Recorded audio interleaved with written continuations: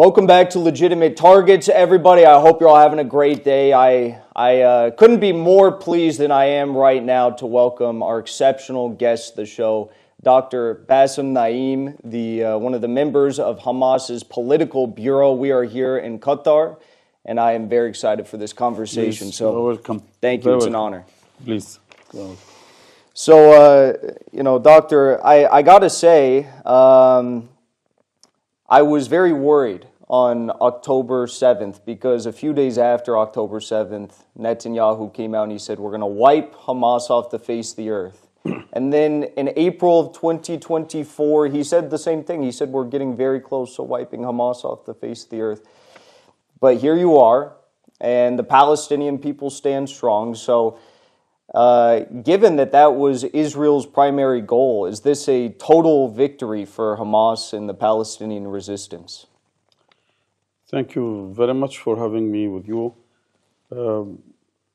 I believe the total victory is to get rid of the occupation, to return back to our homeland, to our cities, our villages, to be able to go back to Al-Aqsa, Jerusalem. But sure, this was the final end of this round of the confrontation with the Israelis was a great step towards these genuine national goals of self-determination, independence, freedom, and right of return. It was very costly. We Palestinians have paid, especially in the Gaza Strip, have paid very, very high, very precious prices for this step. But I believe it is a big achievement on both sides. Okay, it was very painful to lose our beloved people. More than 50,000 registered as killed, but we are still waiting to get rid of the rubble, to be sure about the rest who are at least around 10 to 15,000 still under the rubble, 100 to 120 injured, at least 20,000 of them are seriously wounded, thousands kidnapped from the Gaza Strip and are inside Israel, but we have no idea about them, are still alive or have been killed or killed under torture. It was a very high price, but again, October 7th had made it clear that Palestinians can achieve their goals. Israel is defeatable. Palestinians can do it, even alone.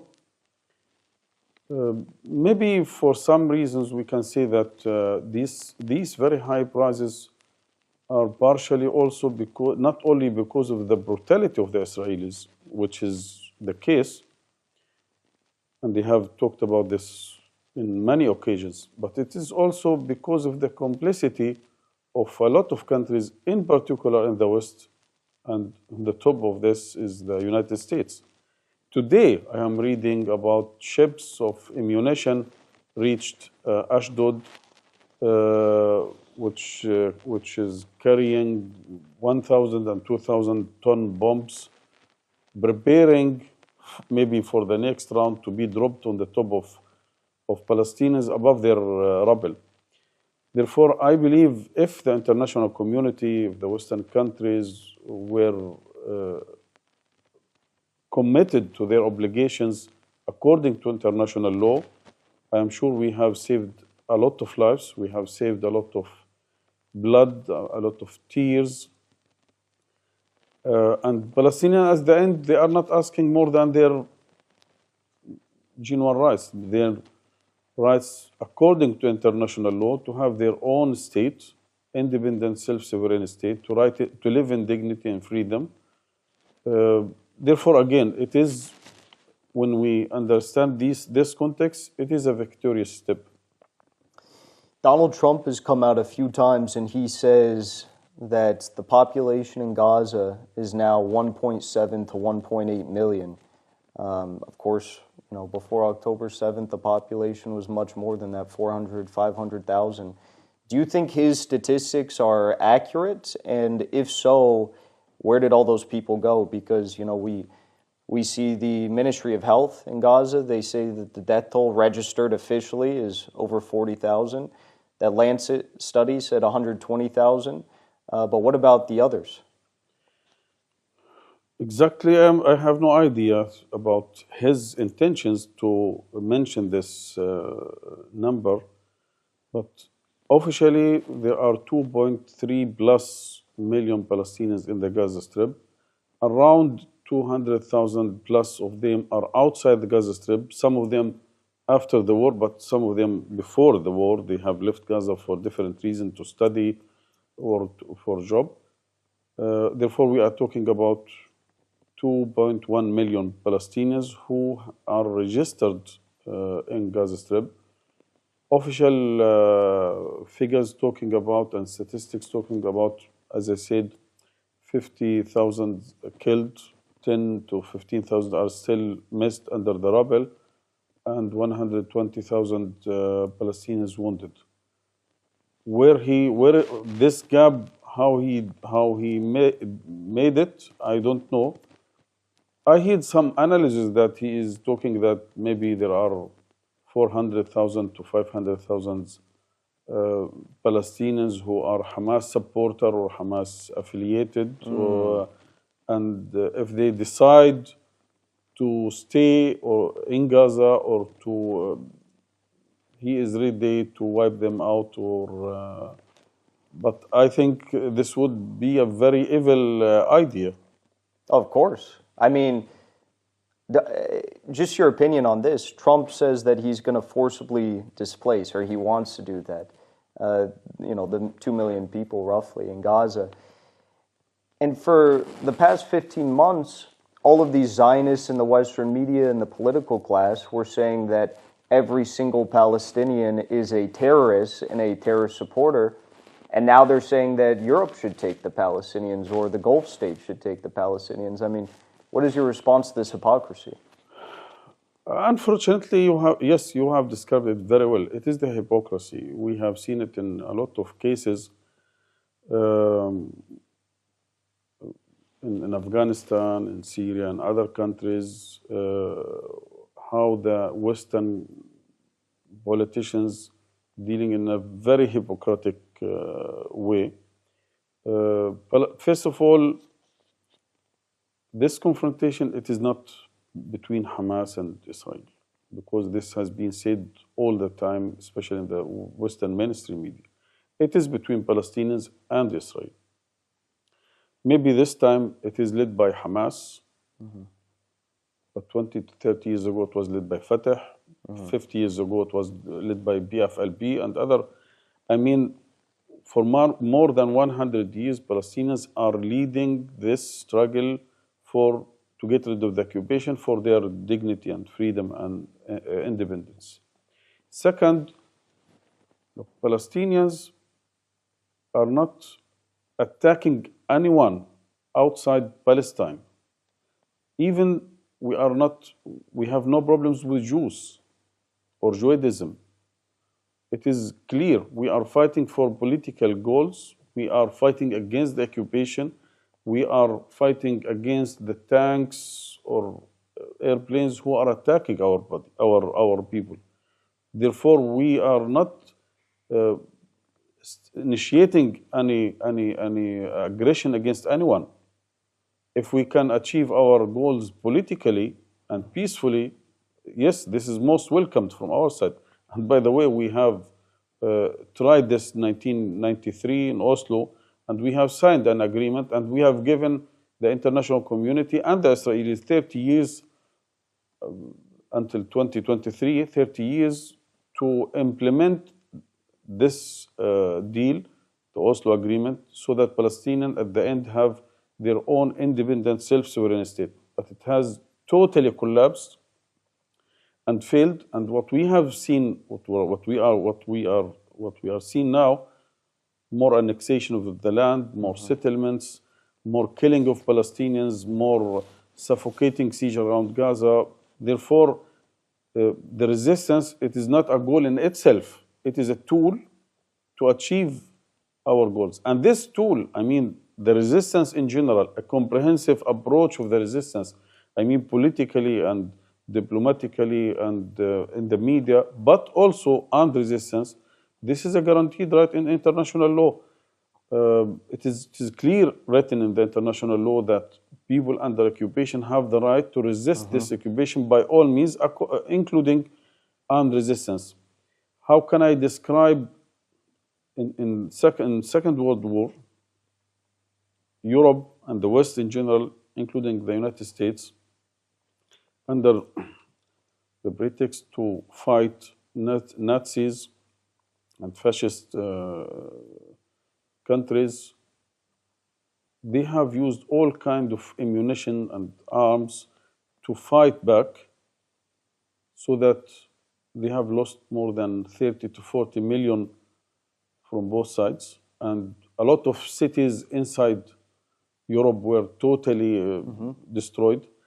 They have always considered the resistance of General de Gaulle as a legitimate resistance, and General de Gaulle as a hero of France, and the government of Vichy was a collaborating government with the Nazi group. Again, it is about the hypocrisy of the West, and therefore, again, what we are calling for is a just demand. Our people have all the right to have their own state, self-sovereign state, independent. They have the right to return back to their homeland. And also they have all the right to fight back, to resist an aggressive, brutal, racist occupation. Therefore, we have said it many times in the media. October 7th was a response, was a fight back. It was not an initiative from our side. We were for more than 17 years totally suffocated by the siege on Gaza. 57 years after 1967, occupied from the Israeli troops, and 67 years after the Nakba, totally oppressed and kicked out forcefully from our homeland.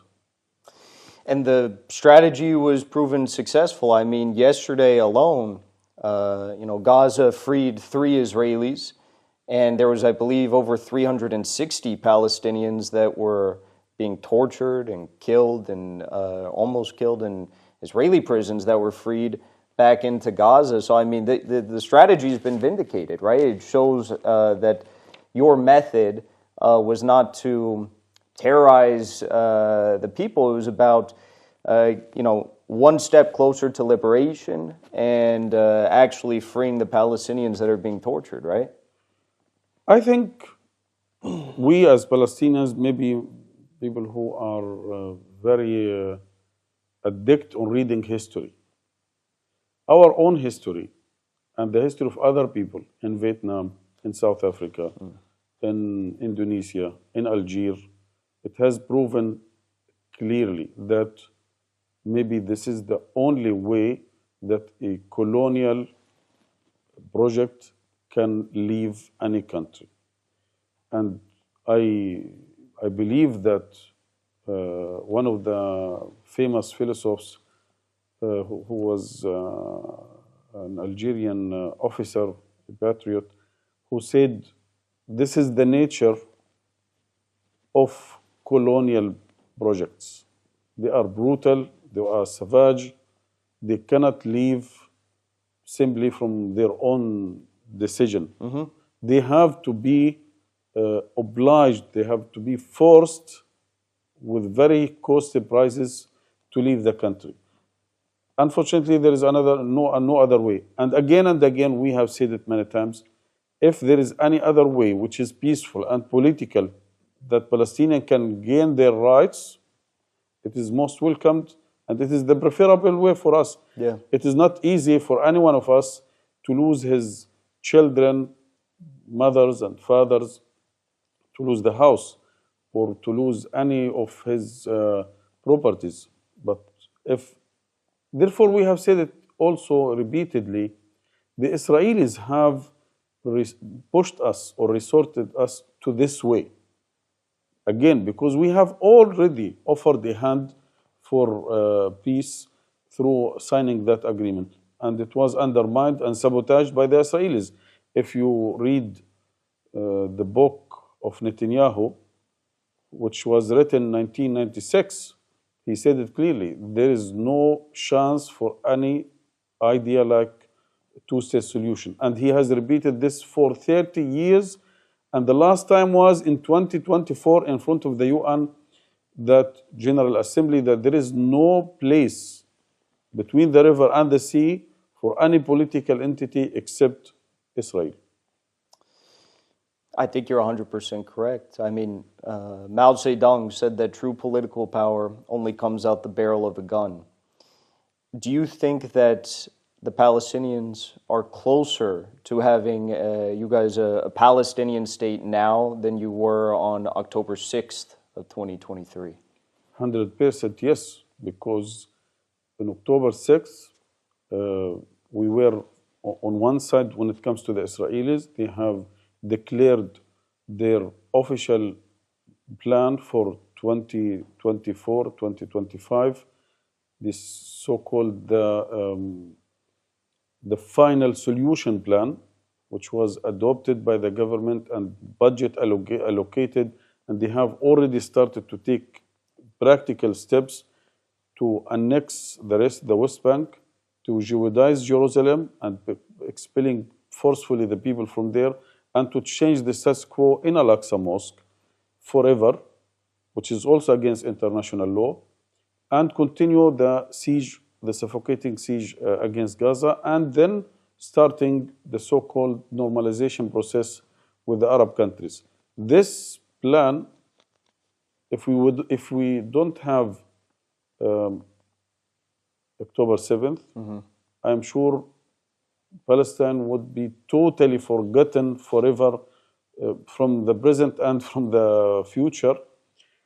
Especially, we believe that if this normalization process went according to their plans, and they were able to bypass the Palestinian or to overcome the Palestinian question according to Netanyahu plans, there will be no context or no conditions which enable the Palestinians to struggle again for their historical goal, which is freedom and dignity and independence. Therefore, October 7th was a fight back against all these aggressions on a daily basis. By the way, 20,000 Palestinians were killed between 2000 and 2023 on different checkpoints and in Gaza. I mean, this was a fight back against all these daily oppressions, but also it was a message that no one, no regime in Israel or outside, even in the region, is allowed or can bypass the Palestinian or overcome the Palestinian question by normalizing the relationship between Israel and the region without solving the Palestinian problem. And therefore, Palestinians have sent this strong message to all the country in the region, but I'm sure you are following the media in the West very closely. Today, Palestine is on the table of every politician in the media, main titles in the media, which is, I'm talking about mainstream media and social media. 143 countries have voted clearly for an independent, self-sovereign state of Palestine. Yes, we are closer. Israel is much weaker today than on October 6th. So much so that, I wasn't even sure if we were going to get the opportunity to sit down, because Israel was threatening to destroy the whole ceasefire agreement yesterday. They said that they were going to renew the genocidal bombing campaign, and this was because they were violating the ceasefire, and Hamas and the Palestinian people called them out and said, you can't keep doing this. What do you think changed? Because Netanyahu was very clear. He was saying, we're going to continue to our goal of wiping out Hamas, insane, and he said that if all the hostages aren't freed by yesterday, Saturday, that they would continue. But then magically we see Steve Witkoff, Donald Trump's negotiator. He's talking with the mediators, and then out of nowhere, Israel agrees to the release of only 3 hostages, reportedly increased the amount of aid that they were sending into Gaza, and you guys won again. And Ben Gvir's freaking out. So what changed there? First of all, I think they have tried along 15 months to achieve their goals, to wipe out Hamas or to destroy Hamas, to forceful displacement of all Palestinians outside of the Gaza Strip, and to retrieve the captured Israelis forcefully. And they have failed, totally. And they know if they try it again, they will fail. And maybe today, the chance to succeed is much weaker than few months ago. Second, I believe that everyone, including the current U.S. administration, is aware that Netanyahu, for personal reasons, for political reasons, have all the intentions to sabotage the deal. It has nothing to do with ceasefire, with peace, with normalization. To rescue himself and his coalition, he is planning by all means to sabotage the deal. Therefore, yes, I believe the failure in the Gaza Strip, the internal pressure inside Israel, there are a lot of pressures inside Israel itself, from the families, from the society. By the way, even in the right wing, I have read a lot of polls showing that 75% of the people on the right who are for continuing this deal up to the end of the 3rd phase, and third, that the international community, in particular the United States, are aware that Netanyahu personally and his coalition are trying to sabotage the deal, and this will not serve the bigger goals of the current administration to achieve calm, stability, and security and prosperity in the region through the other way, which is the normalization. That Gaza is still under fire, and we have still war here. It will not pave the way for the other route. Therefore, yes, I believe he is under pressure because of the failure in Gaza, because of the families and the internal situation inside Israel, and because of pressure from the international community, in particular from the current administration. It seems like a lot of U.S. politicians don't like Netanyahu because they understand that it might be preferential for the United States to have a less radical government in Israel that will wipe out the Palestinians through death by 1,000 cuts, normalization processes, settlement by settlement, so on and so forth. And Netanyahu is so extreme that it turns the entire world against Israel. It shows their true colors.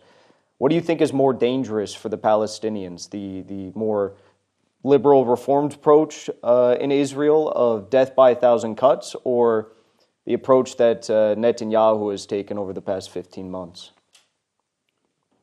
To be honest, both of them are very dangerous, because what you are giving me as choices,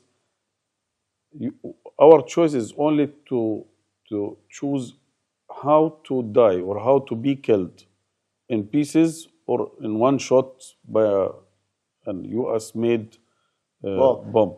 I'll say that it gives you also the opportunity to reflect on how you would respond to both scenarios, how the Palestinians would respond, which maybe one way is preferential.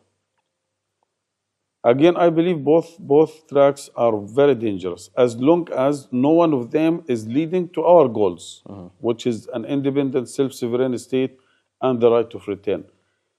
To do it like the past or the last US administration, to show very nicely about two-state solution, about democratic solution, about peaceful solution and normalization, and with the other hand, to send more weapons and more money and to use veto in the Security Council.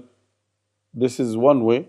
And the other way is to support them fully, these radical guys in Israel, to wipe out Palestinians, to forceful displacement of Palestinians in one shot. I think for us, both are very serious, very dangerous, as long as no one of these choices is leading to achieve our goals.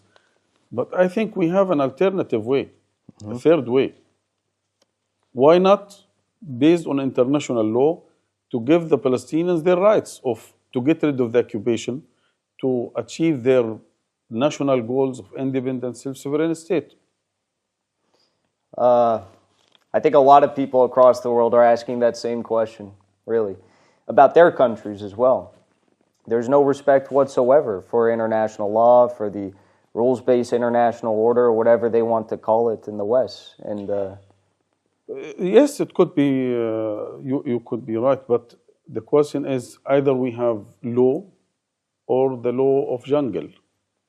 If you encourage the Israelis to continue, it means you are encouraging the law of jungle. But when we live in jungle, it is not only Israel or America who have the power to do what they can. Also people, they could be weaker, but they have always assets at some time to use, to respond, to fight back, like what happened in October 7th. The resilience, the steadfastness.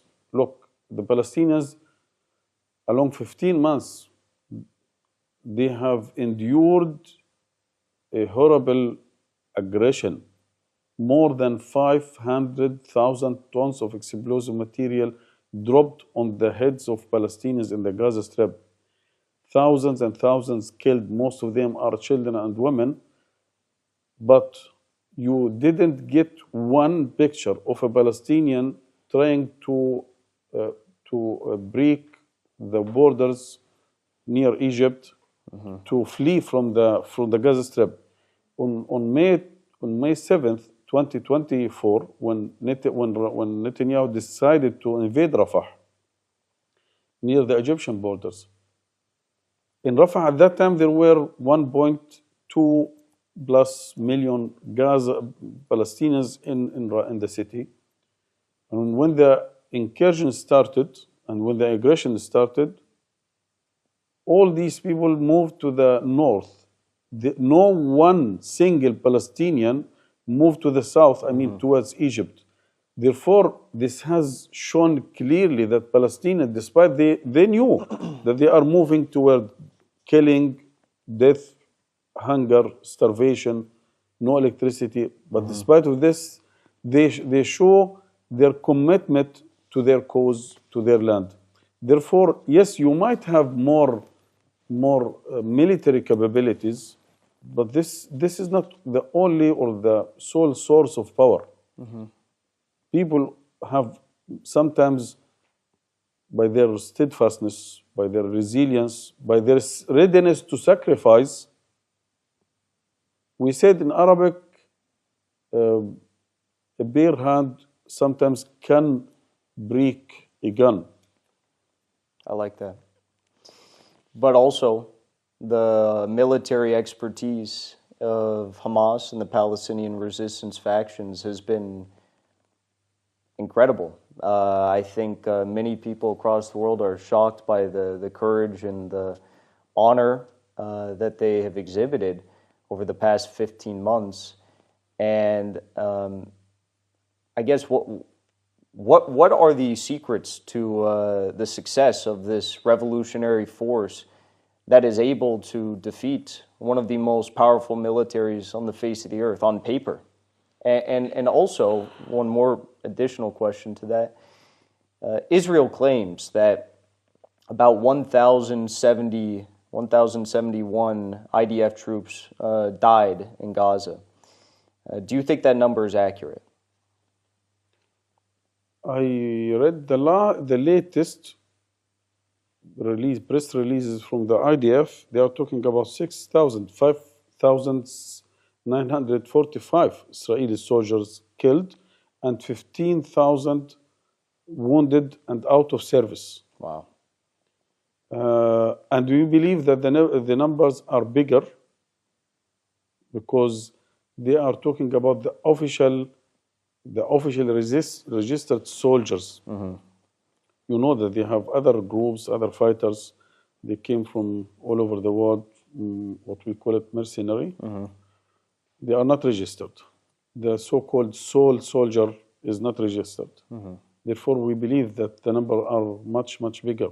They are talking about 10,000 Israeli soldiers are visiting in a monthly basis, calling or asking for psychological support.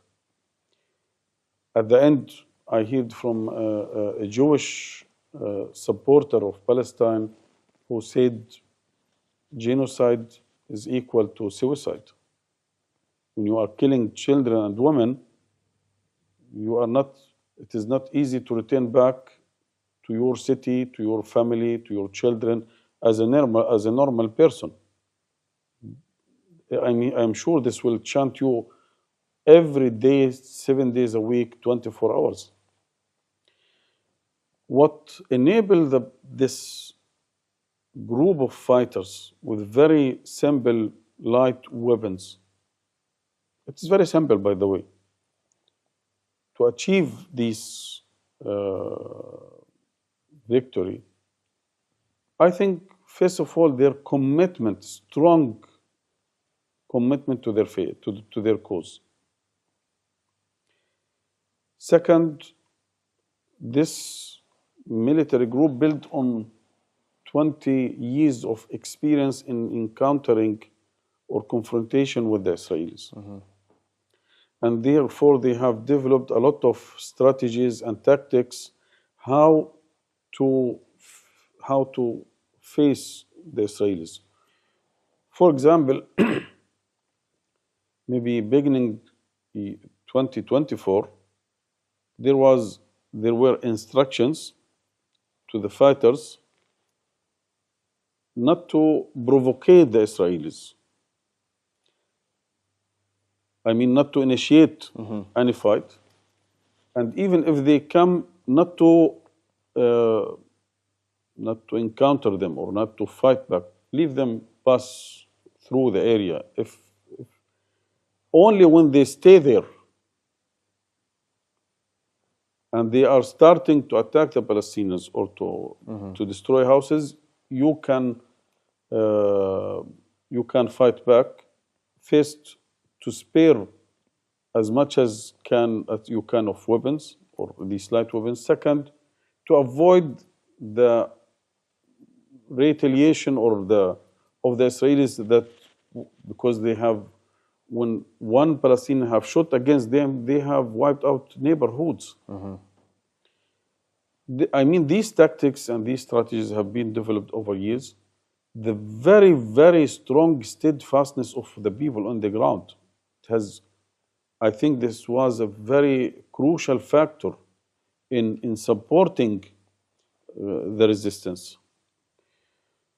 You are talking about maybe the first war in history where you are leading a fight on two levels, two floors, above the ground and under the ground. And I think this helped a lot to save lives, to save ammunition. Also, the brutality of the Israelis, this brutal aggression against the Palestinians, this radical approach, the media coverage, which they have tried all the time to prevent it by killing more than 400, 500 journalists and preventing any international journalists to come into Gaza. All this together, I think, have played a very strong role. But first and last is the very strong commitment to the cause. We also, as Muslims, we believe that the support of Allah, the support of God to our people, because we are fighting for a just cause, to live in dignity and freedom. This is also a very important factor in giving us the faith and the steadfastness to continue this struggle. over the last year, we saw the martyrdom of several very notable leaders of Hamas, Ismail Haniyeh, the martyr Yahya Sinwar, and of course, many, many, many Palestinians who are fighting or just simply living their lives as civilians.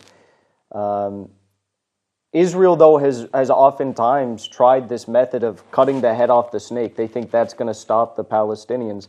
They haven't learned from their mistakes. They haven't learned from history. I guess when you look at what we've seen now with these, the martyrdom of these leaders and key officials, and there is maybe a new generation of Palestinians that are rising up. What can we expect from this new generation of young leaders and fighters, and maybe what sort of a shift in mindset do they bring to the table for the Palestinian resistance? This is a very important question because it has to affect the future of this conflict. First, they didn't learn from not only from history, but even from this current conflict, from this round to Fan al-Aqsa. All these leaders, 2 weeks ago, Al-Qassam spokesperson have announced about the killing of 9 prominent leaders of the movement, political and militant leaders. But we are aware that all these leaders, plus others, were killed along 15 months. They were not killed in one shot. But no one from outside has observed any decline of the resistance, of the commitment when it comes to the people on the ground, when it comes to the fighters, when it comes to the negotiators, the political track. It continued as if nothing happened. And this has to be, from the beginning, a strong message for the Israelis and their supporters that it is not about persons. It is about people who are fighting and committed to their cause. Second, Hamas is used to deal with such crimes. They have killed the founder, Sheikh Ahmed Yassin. They have killed Abdulaziz Rantisi. They have killed a lot of our leaders, and plus a lot of other Palestinians, prominent leaders like Yasser Arafat and Abu Ali Mustafa and others. But the generations after generations, Palestinians continue, and we have always new leaders who are more committed or stronger committed to the cause. Because again, it is not about Hamas. It is not about person here or there. It is about people who are keen to achieve their, again, goals of independence, dignity, and freedom. And to live in peace, prosperity with all other peoples like any other nation. But they didn't observe again that after the killing of any leader, we have a new generation of leaders and cadres and others who are more committed, more sophisticated, and maybe more wise to lead this battle. But what I can say today, which is more important for the future than the past, about the killing of, look, today in Gaza, for example, you have around 2 million Palestinians. 70% of them are below 18. Children. Most of those fighters who fought during this round were in 2014, when the Israelis attacked Gaza Strip, were children. Those children who were children in 2014 who are now carrying the guns to fight back.